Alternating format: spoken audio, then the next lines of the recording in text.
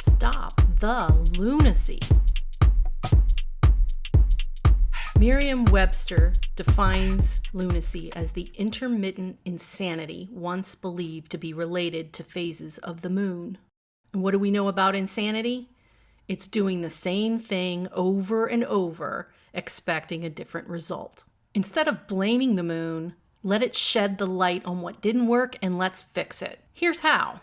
The only absolute tools required for this is a pen and paper and total honesty.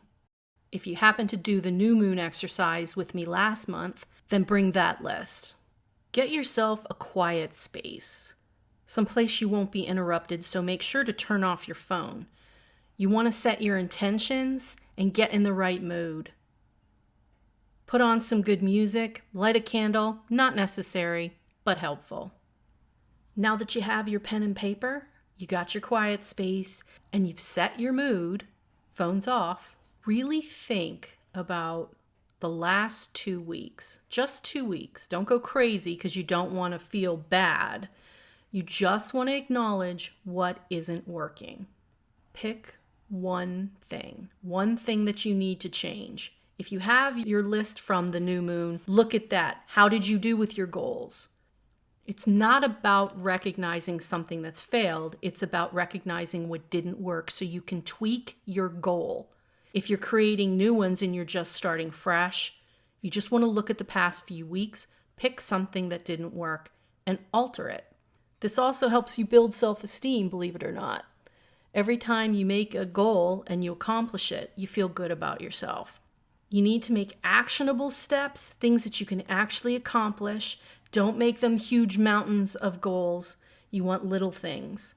Example, you want to clean one room. Sometimes for some people, cleaning an entire house is just too much to ask. They don't have the energy or the gumption. So it's okay to make them smaller. Clean out a closet, a drawer, a closet. It doesn't have to be big goals.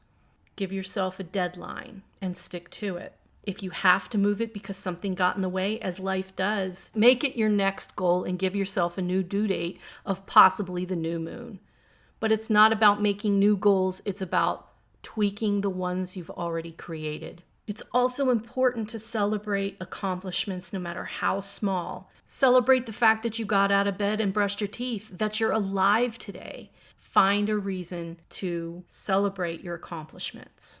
The bottom line here is to use the full moon to change those old patterns of lunacy. What isn't working?